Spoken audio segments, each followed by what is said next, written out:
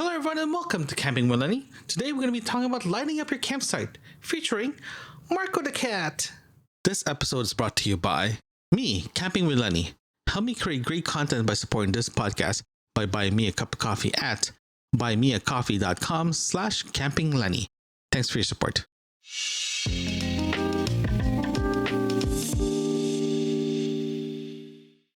Lighting up your campsite is very, very important, especially for health and safety.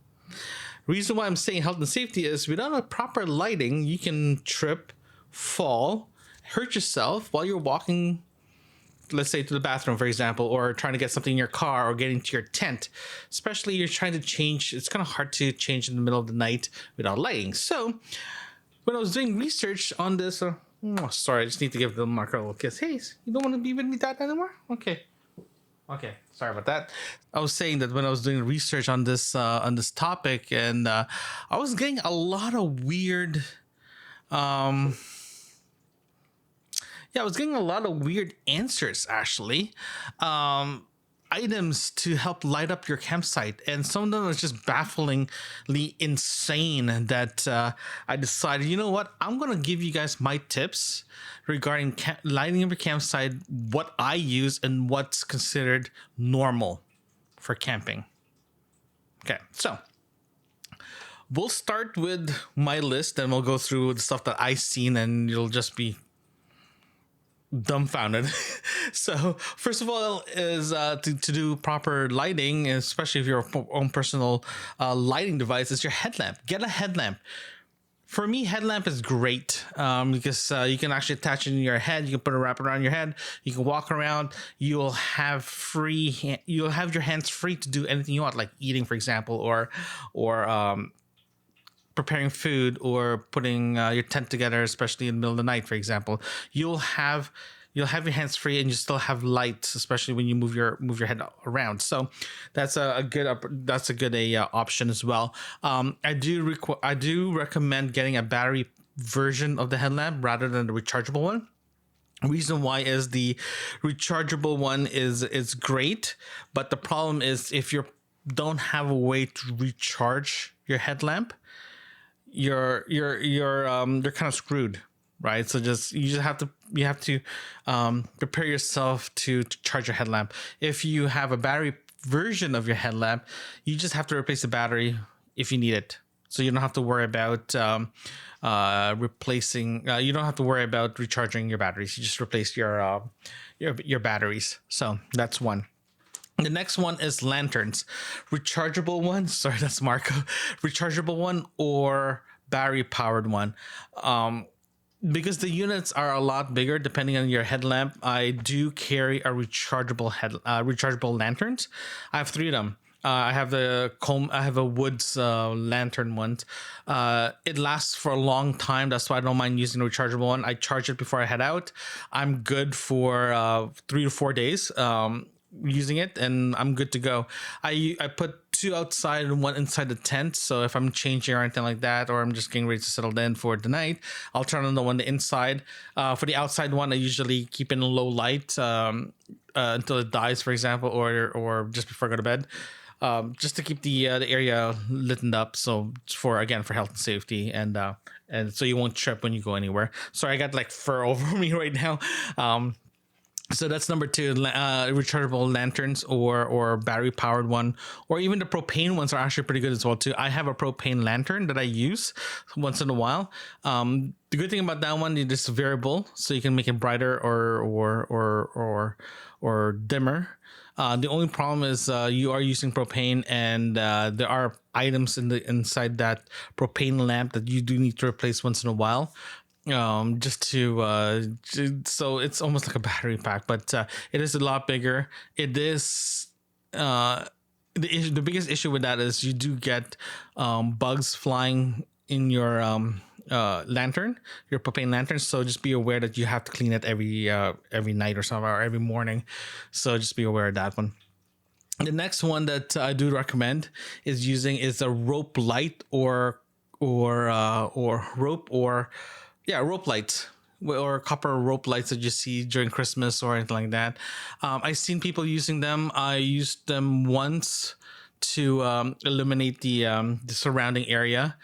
Just again, it's a very low light. It's not bright at all, but it gives you enough light that gives you enough ambient light to illuminate the site. Plus, it's not bright enough that you'll bother your neighbors, right? So it's just a nice ambient light. It's great. It's if you can get a small one, perfect. If you have a big one, you just have to figure out how to transport them. Get the one that's battery pack one or the battery powered one, not the plug-in ones. Because again, if you're plug-in ones, you need to get a plug-in site. So just be aware that with that solution. The other one, the number 4 item that I do want to talk about and put it out there is they call it the landscape solar light. The reason why I'm putting that in the list is it's pretty cool. If you get the 1 or 2 of them, you can actually put them where your site is. If you're walking from, let's say, to the bathroom back to your site, it's pitch dark. You want some type of light to tell you, hey, I'm over here. This is where my site is. So at least you know where to go, right? And also, if you have another one, you can actually put it where your tent is, where your tent door is, so you don't have to keep searching it. That's also a good thing to have as well too. Is if you have pegs all over your site, if you put that where your pegs are, at least you know where not to trip. You know where it's located. I also have done as well too is use glow sticks, the one you get from the dollar store or anything like that. Something simple, something cheap. You can hang it where your pegs are. At least you know where it is. That's another good idea, a good solution. Number 5 is campfire or candles. I know it's very obvious. If you have a big enough fire, it will illuminate the whole site, so you don't have to worry about it. But here's the thing, though. You do need to keep feeding it to keep going. Candles are great for a small area, but not recommended inside a tent. That's a very bad idea. But if you have those it's great for emergency. It's great for last minute light that you need because, for example, if you are in the middle of setting up and your battery died or something, you can actually have a candle just to get you running again, for example, right? So, a few things. If you are planning to get any of the let's say headlamps, lanterns, or even rope light, you need to find a way to charge them or replace the battery. Like I mentioned before, I prefer using battery pack for the headlamps because it's easy to replace. You don't have to charge it. If my lanterns die on me while camping, I have to charge it. I can just charge it when I'm driving or find a plug to charge it into. So it's not a big deal. But I do want to have at least one item that can be replaced with batteries. So if something goes wrong with it or something died, I can just replace the battery. I'm good to go. So that's one item that I have to make sure that I have one item that's considered battery replaceable instead of chargeable one. Okay. The next solution the next comment that I do want to tell you guys is avoid motion activated lights. That's one of the items that I saw when I was doing this research. Motion activated lights is a bad idea, like incredibly bad idea. Reason why I'm saying that's a bad idea is let's say you have it up and running. Okay, you're walking by, the light turns on. Oh, cool. At least you know where you're going. That's great. What happens if you're sleeping? If you're sleeping and your neighbor your beautiful raccoons or deer or any type of animals trigger that light, your entire that light will turn on. And trust me, if you have squirrels or anything like that, or chipmunks or raccoons running around in the middle of the night, that thing will keep going on and off all night. And let's just say your neighbors are not going to be happy. You're not going to be happy because your neighbors are complaining that your light keeps turning on and off. So avoid using motion activated lights. Okay. The other thing that you have to avoid using as well is floodlights. I've seen people using floodlights, industrial strength floodlights, the one that you use when you're doing construction. I've seen people using them, and they are a bad idea. Reason why I'm saying it's a bad idea is that thing will flood the whole site. The goal for you going camping is to be with nature, to see the stars, to experience what's around you.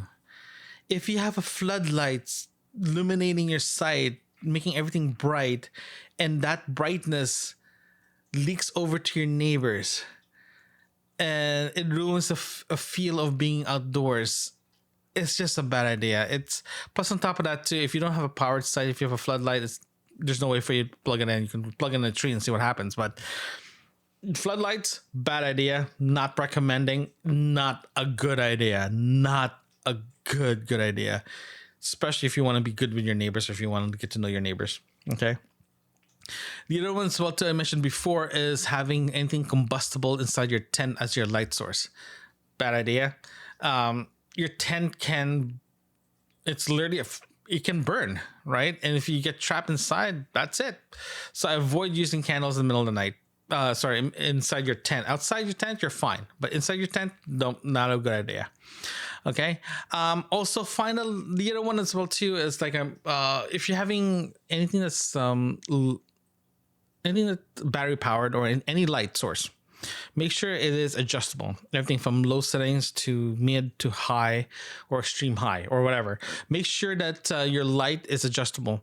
Reason why is at night your eyes are very, very good about adjusting from low light to bright light.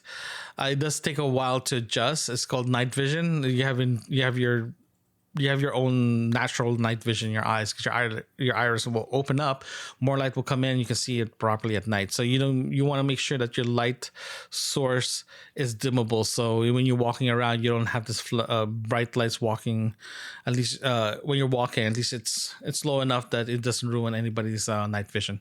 Also, make sure that your light actually has a red light function. Red light is actually very, very nice to have, especially you're walking, because again, like I mentioned, your natural low light night vision works better if it's red light, so it doesn't bother other people. So your eyes will adjust way better. So having adjustable in your light settings is good to have.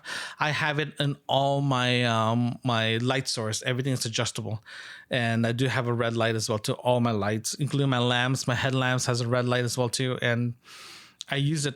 I use it when I'm walking to the bathroom, for example, or if I need to walk around the campsite and then I don't want to disturb anybody, I use the red light. Okay.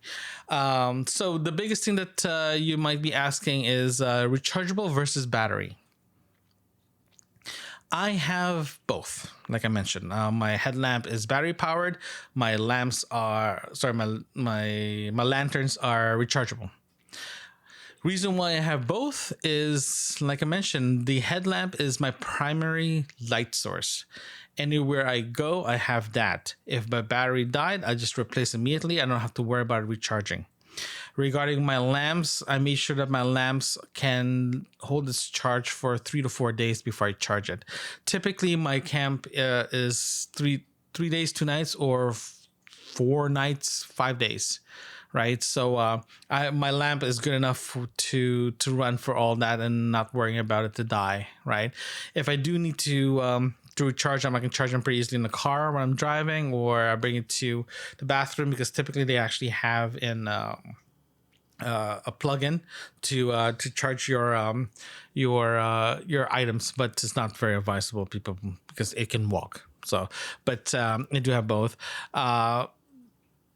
The having a battery, it's great, because if it dies, you can just replace them. Rechargeable, you have to find a way to charge them.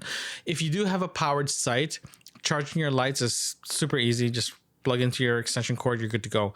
But if you are doing a non-powered site, you do have to be very self-conscious regarding how you're going to charge your lights or your batteries. So you just keep that in mind. So that is my lighting up your campsite episode.